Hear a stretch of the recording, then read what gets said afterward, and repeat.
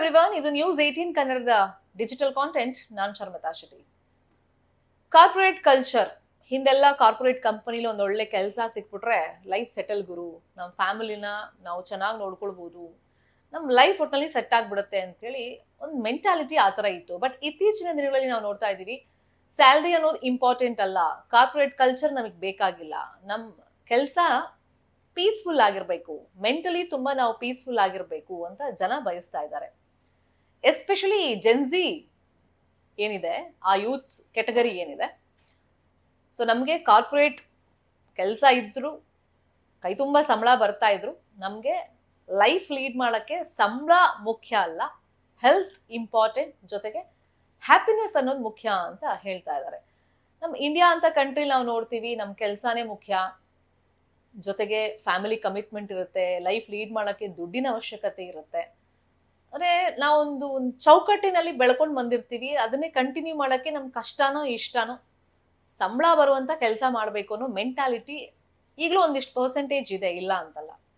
But foreign countries ಅಲ್ಲಿ especially ಇತ್ತೀಚಿನ youths ಅನ್ನ ನೋಡ್ತಾ ಇದೀವಿ, ಕಾರ್ಪೊರೇಟ್ ಕಲ್ಚರ್ ನಮ್ಗೆ ಲೈಫ್ ಸ್ಟೈಲ್ ಒಗ್ತಾ ಇಲ್ಲ, ನಾವ್ ಇದಕ್ಕೆ ಸೆಟ್ ಆಗ್ತಿಲ್ಲ, ಅಥವಾ ನಮ್ಗೇನೋ ಆರೋಗ್ಯ ಸಮಸ್ಯೆ ಆಗ್ತಿದೆ, ಫಿಸಿಕಲಿನೂ ನಾವು ಡ್ರೈನ್ ಔಟ್ ಆಗ್ತಾ ಇದೀವಿ, ಮತ್ತೆ ಮೆಂಟಲಿನೂ ನಾವು ತುಂಬಾ ಪ್ರೆಷರ್ಗೆ ಒಳಗಾಗಿದ್ದೀವಿ, ಸ್ಟ್ರೆಸ್ಸಿಗೆ ಒಳಪಡ್ತಾ ಇದೀವಿ, ನಮ್ಗೆ ಕೆಲಸ ಸಹವಾಸನೆ ಬೇಡ, ನಮ್ಗೆ ಏನ್ ಇಷ್ಟ ಬರುತ್ತೆ, ಲೈಫ್ ಲೀಡ್ ಮಾಡಕ್ ದುಡ್ಡು ಬೇಕಾ, ಅದನ್ನ ನಮ್ಗೆ ಖುಷಿ ಆಗುವಂತ ಕೆಲಸದ ಮುಖೇನ ಮಾಡೋಣ ಅಂತೇಳಿ ತುಂಬಾ ಜನ ಇತ್ತೀಚೆಗೆ ಕಾರ್ಪೊರೇಟ್ ಜಗತ್ತಿಗೆ ಗುಡ್ ಬೈ ಹೇಳಿ ಅಲ್ಪ ಸ್ವಲ್ಪ ಸಂಬಳ ಬಂದ್ರೂ ಪರವಾಗಿಲ್ಲ, ಸೊಸೈಟಿ ನಮ್ಗೆ ಹೆಂಗ್ ಟ್ರೀಟ್ ಮಾಡಿದ್ರು ಪರವಾಗಿಲ್ಲ, ನಮ್ ಕೆಲ್ಸಕ್ಕೆ ನಮಗೆ ಹೆಲ್ತ್ ಇಂಪಾರ್ಟೆಂಟ್, ಜೊತೆಗೆ ನಾವು ಖುಷಿಯಾಗಿರೋದು ಇಂಪಾರ್ಟೆಂಟ್ ಅಂತ ಹೇಳ್ತಾ ಇದ್ದಾರೆ.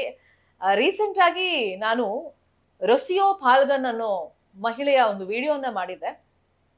30+ ಮಹಿಳೆ, ಆಕೆ ಏಜ್ ವೈಸ್, ಆಕೆ ಕೈ ತುಂಬಾ ಸಂಬಳ ಬರ್ತಾ ಇರತ್ತೆ, ಬಟ್ ಆರೋಗ್ಯದಲ್ಲಿ ಒಂದಿಷ್ಟು ಸಮಸ್ಯೆ, ಎಸ್ಪೆಷಲಿ ಸ್ಟ್ರೆಸ್ ಮತ್ತೆ ಆ ವರ್ಕ್ ಪರಿಸರದಲ್ಲಿ ಆಕೆಗಾದಂತ ಒಂದು ಪ್ರೆಷರ್ ಬಗ್ಗೆ ಆಕೆ ಮುಕ್ತವಾಗಿ ಇನ್ಸ್ಟಾಗ್ರಾಮ್ ನಲ್ಲಿ ಶೇರ್ ಮಾಡಿ, ತನ್ನ ಜಾಬ್ ಕ್ವಿಟ್ ಮಾಡಿದ್ಮೇಲೆ ತನ್ನ ಜೀವನದಲ್ಲಿ ಆದಂತ 5 ಪಾಸಿಟಿವ್ ಚೇಂಜಸ್ ಬಗ್ಗೆ ಹೇಳ್ಕೊಂಡ್ಮೇಲೆ ಈ ಕಾರ್ಪೊರೇಟ್ ಜಗತ್ತಿನ ಬಗ್ಗೆ ತುಂಬಾ ಜನ ಕನೆಕ್ಟ್ ಮಾಡಿಕೊಂಡು ಆಕೆಗೆ ಕಮೆಂಟ್ ಗಳನ್ನ ಮಾಡಿ ಸಪೋರ್ಟಿವ್ ಆಗಿ ಮಾತಾಡಿದ್ರು. ಸೊ ಈಗ ಸರೆಮ್ ಕಾರ್ನಿಶ್ ಅನ್ನೋ ಮಹಿಳೆ, ಈಕೆಗೂ ಅಷ್ಟೇ ಅರೌಂಡ್ 33 ಏಜ್, ಆಕೆಗೂ ಅಷ್ಟೇ ಕಾರ್ಪೊರೇಟ್ ಜಗತ್ತಿನಲ್ಲಿ ಕೈ ತುಂಬಾ ಸಂಬಳ ಬರ್ತಾ ಇರುತ್ತೆ, ದುಡ್ಡಿನ ಒಂದು ವಿಷಯ ಬಿಟ್ರೆ ಅಪಾರ್ಟ್ ಫ್ರಮ್ ದಟ್ ಆಕೆ ಹೆಲ್ತ್ ಇಶ್ಯೂಸ್ ಇರ್ಬೋದು, ಮಾನಸಿಕವಾಗಿ ಆಕೆ ಕಿರಿಕಿರಿ ಆಗ್ತಾ ಇದ್ದಿರ್ಬೋದು, ದಿನ ಬೆಳಗಾದ್ರೆ ಈ ಕೆಲಸದ ವಿಷಯವಾಗಿ ತುಂಬಾನೇ ರೋಸಿ ಹೋಗಿರ್ತಾರೆ. ಆಕೆ ಹೊಸದಾಗಿ ಒಂದು ಕೆಲ್ಸಕ್ಕೆ ಸೇರ್ಕೊಂಡಿದ್ದಾರೆ, ಆ ಫೋಟೋ ಸಮೇತ ತನ್ನ ಜೀವನದಲ್ಲಾದಂತ ಒಂದು ಬದಲಾವಣೆ ಬಗ್ಗೆ ಎಕ್ಸ್ಪೀರಿಯನ್ಸ್ ಅನ್ನ ಇನ್ಸ್ಟಾದಲ್ಲಿ ಶೇರ್ ಮಾಡಿದ್ದಾರೆ.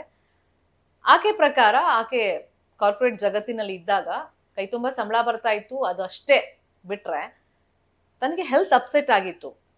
ಈ ಕಾರ್ಪೊರೇಟ್ ಕಲ್ಚರ್ ಇಂದ ಇರಿಟೇಬಲ್ ಬೌವೆಲ್ ಸಿಂಡ್ರೋಮ್ ಇಂದ ಆಕೆ ಬಳಲ್ತಾ ಇರ್ತಾಳೆ. ಯಾವಾಗ ಆ ಕೆಲಸವನ್ನ ಕ್ವಿಟ್ ಮಾಡಿ ಆಕೆ ರೆಸ್ಟೋರೆಂಟ್ ನಲ್ಲಿ ವೇಟ್ರೆಸ್ ಆಗಿ ಕೆಲ್ಸಕ್ಕೆ ಸೇರ್ಕೊಂಡಿದ್ದಾರೆ. ಅಂದ್ರೆ ಆಕೆ ಹೇಳ್ಕೊಂಡಿರೋದು, ಸಮಾಜ ಈ ಕೆಲಸ ಗೌರವ ಕೊಡುತ್ತೋ ಬಿಡುತ್ತೋ, ಸಮಾಜ ನನ್ನ ಎಷ್ಟು ರೆಸ್ಪೆಕ್ಟ್ ಮಾಡುತ್ತೆ ಗೊತ್ತಿಲ್ಲ ನನ್ನ ಈ ಕೆಲ್ಸಕ್ಕೆ, ಬಟ್ ಇವಾಗಂತೂ ಸುಖವಾಗಿದ್ದೀನಿ, ನಾನು ಈ ಹಿಂದಿನ ಜಾಬ್ಗಿಂತ ಕಡಿಮೆ ಸಂಬಳ ಬಂದ್ರೂ ಪರವಾಗಿಲ್ಲ, ನನಗೆ ನಾನು ಬಹಳ ಸಂತೋಷವಾಗಿದ್ದೀನಿ. ಈ ಹಿಂದೆ ಕಾರ್ಪೊರೇಟ್ ಜಗತ್ತಲ್ಲಿ ಕೆಲಸ ಮಾಡ್ತಾ ಇದ್ದಾಗ ನಾನು ಈ ಇರಿಟೇಬಲ್ ಬವೆಲ್ ಸಿಂಡ್ರೋಮ್ಗೆ ತುಂಬಾನೇ ಟ್ರೀಟ್ಮೆಂಟ್ ಅನ್ನು ತಗೊಂಡಿದ್ದೆ. ಡಾಕ್ಟರ್ ಹತ್ರ ಹೋದಾಗ್ಲೂ ಟ್ರೀಟ್ಮೆಂಟ್ ತಗೊಂಡಾಗ, ಮೆಡಿಸಿನ್ ತಗೊಂಡ್ರು ಕೂಡ ನನ್ಗೆ ಇದಕ್ಕೆ ಪರಿಹಾರ ಸಿಕ್ಕಿರ್ಲಿಲ್ಲ, ಈ ರೋಗ ಏನ್ ಕಡಿಮೆ ಆಗಿರ್ಲಿಲ್ಲ.